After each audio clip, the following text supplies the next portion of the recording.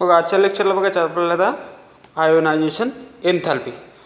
आपण modern period table या टॉपिकमध्ये आजच्या लेक्चरला बघायचं आहे आयोनायझेशन एन्थॅल्पी. बघा what is mean by ionization enthalpy. Ionization एन्थॅल्पीची डेफिनेशन काय सांगते?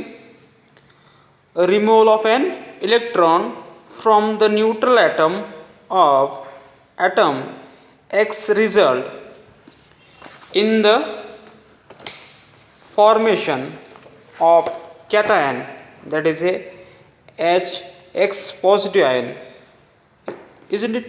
The energy required to remove an electron from the isolated gaseous atom in its ground state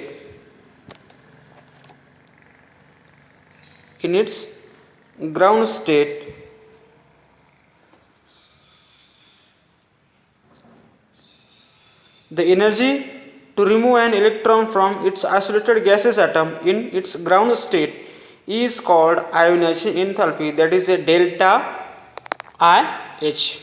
बघा आयोनायझेशन एन्थॅल्पीची कन्सेप्ट काय आहे?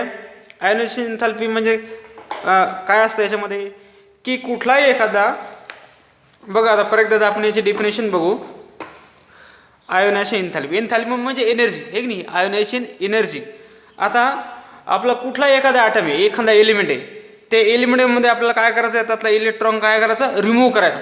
बरोबर आहे. रिमूव्ह करायचं म्हणल्यावर काय आहे बघा, आता removal of an electron from the neutral atom. एखादा न्यूट्रल ॲटम आहे, न्यूट्रल ॲटमचं काय करावं लागणार आपल्याला, ते इलेक्ट्रॉन काय करायचा, काढून घ्यायचा. बरोबर आहे.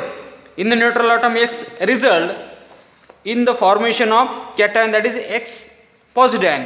The energy required to remove an electron, म्हणजे एनर्जी आपल्याला काय करावं लागेल, त्यासाठी द्यावी लागेल आहे की नाही, एनर्जी द्यावी लागेल. म्हणजे कुठलाही एखादा न्यूट्रल ॲटमचा आपल्याला इलेक्ट्रॉन जर त्यातला काढत असेल त्यासाठी आपल्याला काय द्यावं लागते, एनर्जी द्यावी लागते आहे की नाही. त्या एनर्जीलाच काय म्हणतात, that is called as ionization enthalpy or ionization energy. बघा परत एकदा पहा, the energy required to remove an electron from an isolated gaseous atom in its ground state, it's called as ionization enthalpy, that is a delta IH. म्हणजे neutral atom मधला electron काढून घेण्यासाठी जेवढी आपल्याला एनर्जी लागती त्या एनर्जीला म्हणायचं that is ionization enthalpy or ionization energy, isn't it. बघा आता ionization enthalpy is the quantitative measure of tendency of an element to lose electron and expected in kilojoules per mole inverse. आता आपण ionisation एन्थॅल्पी कशामध्ये major करतो, what is unit of, काय सांगितलं त्यांनी, kilo joule per मोल. बरोबर आहे. आयोनायझेशन एन्थॅल्पी आपण कशी मेजर करतो, किलो जूल पर मोल. Since electron are lost one at a time, we have first ionization enthalpy, second ionization enthalpy and so on for a given element. बघा आता या ठिकाणी आपल्याला एक गॅसेस ॲटम दिलेला आहे की नाही, X gases is equal to X positive gases electron loss is equal to delta IH1, is it. आता दुसऱ्या याच्यामध्ये काय केलं आपण, X positive gas is equal to x2 positive gas plus electron, that is delta IS2. आता या ठिकाणी काय सांगितलं आहे, ionization enthalpy is always positive since the energy always need to be supplied to knock out electron from an atom. आता या ठिकाणी त्यांनी दोन आयोनायझेशन आपल्याला एनर्जी दिलेली आहे. पहिली एनर्जीमध्ये काय सांगितलं त्यांनी, या ठिकाणी electron that is delta H1, दुसऱ्यामध्ये डेल्टा S2. म्हणजे ionization enthalpy is always positive. Ionization enthalpy always कशामध्ये काढतो आपण, that is a positive form आहे की नाही. The energy always need to supply, त्याला ऑलवेज आपल्याला एनर्जी काय द्यावी लागते, द्यावी लागते. म्हणूनच आपण इलेक्ट्रॉन त्याच्यामधून काय करू शकतो, इजेक्ट करू शकतो, काढू शकतो. बरोबर आहे. आता खाली पहा, the second ionization enthalpy that is a delta IS2 is a larger than the first ionization enthalpy. म्हणजे फर्स्ट आयोनायझेशन एन्थॅल्पीपेक्षा सेकंड आयोनायझेशन एन्थॅल्पी कशी असते, दॅट इज अ लार्जर असते. And it's removal of an electron from the positive charge species, the table number 6.3 and 6.4. Show the value from first ionization enthalpy down the group 1 across the period group 2 period 2 respectively. Group आणि group 2 group 1 आणि period 2 मध्ये आपल्याला respectively ती दाखवलेली आहे table number 6.3 आणि table number 6.4 मध्ये. आता समोर आपल्या या ठिकाणी काही टेबल दिलेले पहा. हा first ionization enthalpy value element of period 2 आणि हा first ionization enthalpy value element of group number 1.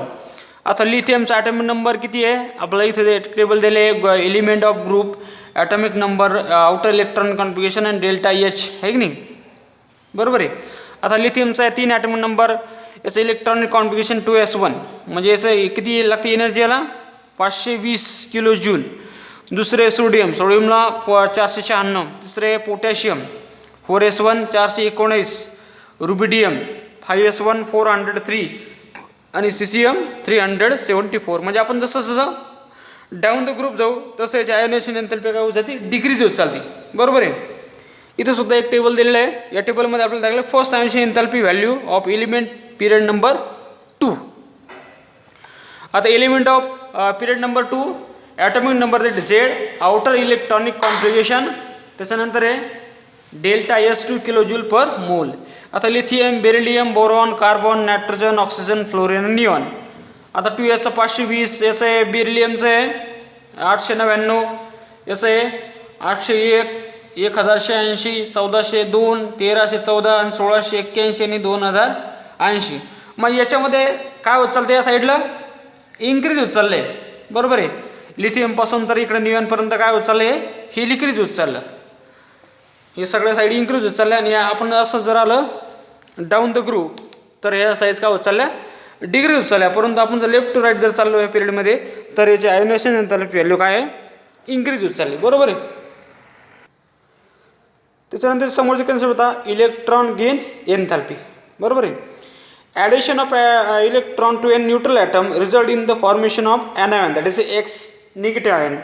The enthalpy change that take place when an electron is added to an isolated gaseous atom in its ground state is called as electron gain enthalpy that is a delta H. Electron gain enthalpy is a quantitative measure of the ease with which an from add an electron forming an ion it is called an ion and its expression in unit kilojoules per mole. आता electron gain एन्थॅल्पीमध्ये आपल्याला काय करायचं आहे याच्यामध्ये electron काय करायचं आहे add करायचं आहे. ॲड केल्यानंतर याची एनर्जी काय आहे बाहेर पडेल. जर आपल्याला जसं आपण आयोनायझेशन एनर्जी मध्ये काय पाहिलं होतं की त्याच्यामध्ये एनर्जी आपल्याला द्यावी लागत होती इलेक्ट्रॉन काढण्यासाठी. परंतु याच्यामध्ये आपल्याला ॲड करण्यासाठी काय लागेल एनर्जी द्यावी लागेल बरोबर. Addition of an electron and neutral atom result in the formation of anion. म्हणजे आपण याच्यामध्ये न्यूट्रल ॲटममध्ये इलेक्ट्रॉन जर ॲड केला तर काय होईल त्याच्यामध्ये तो कोणत्या फॉर्ममध्ये जाईल दॅट इज ॲनायन फॉर्ममध्ये. The enthalpy change takes place when an electron is added. त्याची एन्थॅल्पी केव्हा चेंज होईल की त्यावेळेस आपण त्याच्यामध्ये इलेक्ट्रॉन काय करू ॲड करू बरोबर आहे. आयसोलेटेड गॅसेस ॲटममध्ये त्यालाच म्हणत that is called as A electron gain एन्थॅल्पी. आता याच्यामध्ये एक युनिट काय दिलेलं आहे आपल्याला किलोजूल पर मोल बघा that is a X g is gaseous atom आहे की नाही. इलेक्ट्रॉन आपण त्याच्यामध्ये टाकला तर काय होईल दॅट इज डेल्टा EgH बरोबर आहे. Delta EgH may be positive or negative. हे एक तर पॉझिटिव्ह असेल किंवा निगेटिव्ह असेल depend upon whether the process of adding electron is endothermic or exothermic. एक तर एंडोथर्मिक असेल किंवा एक्झोथर्मिक असेल. एंडोथर्मिक म्हणजे ते एनर्जी काय करेन ॲब्झॉर्व करेन आणि एक्झोथर्मिक एनर्जी काय करेन बाहेर टाका बरोबर आहे. आता याचा लास्ट पुढचा बघा part the last part of this topic is electronegativity. What is electronegativity. Electronegativity काय असते बघा. आता electronegativity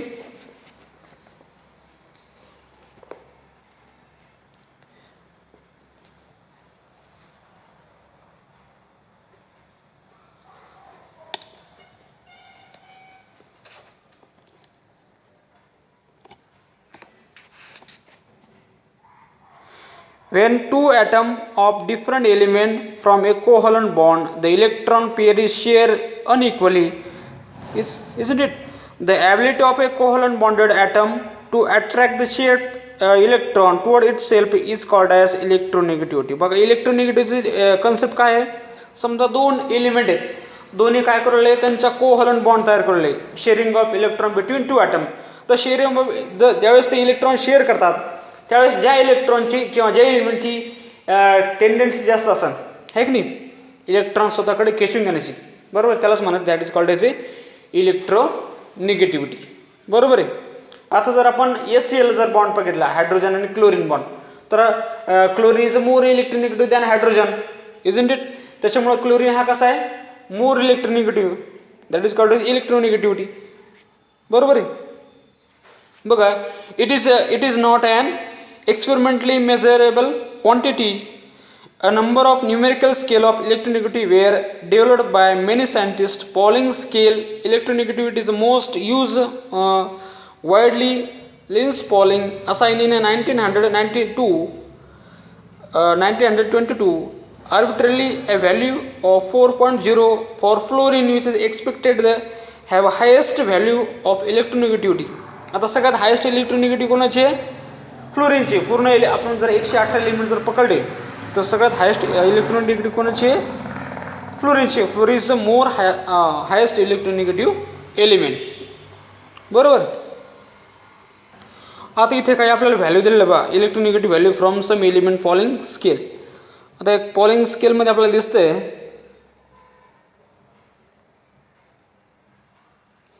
hydrogen, lithium, sodium, potassium, rubidium, caesium. बरोबर. इथे beryllium, magnesium, boron, aluminium, carbon, silicon, nitrogen, phosphorus, oxygen, sulphur हे सगळे हॅलोजन आहेत. बघा याची 2.1 आहे, 1.0 आहे, 0.9, 0.8, 0.8, 0.7, 1.5, 1.2, 2.0, 1.5 ची 2.5 आहे, याची 1.8, 3.0, 2.1, 3.5, 2.5, 4.0, 3.0, 2.8, 2.5 आणि 2.2. आता याच्यामध्ये सगळ्यात हायेस्ट कोणाची आहे, फ्लोरीनची. बरोबर आहे. दॅट इज ए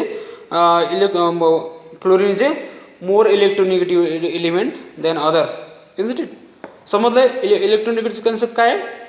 किंवा जेव्हा दोन एलिमेंट इलेक्ट्रॉन शेअर करत असेल की दुसऱ्या जेव्हा एखाद्या एलिमेंटची टेंडन्सी कशी असेल इलेक्ट्रॉन स्वतःकडे खेचून क्षमता जास्त असेल त्याला म्हणायचं इलेक्ट्रोनिगेटिव्हिटी. बरोबर आहे. तर या ठिकाणी आपण थांबू. आपण याच्यानंतर दुसऱ्या लेक्चरला आपण टॉपिक बघू.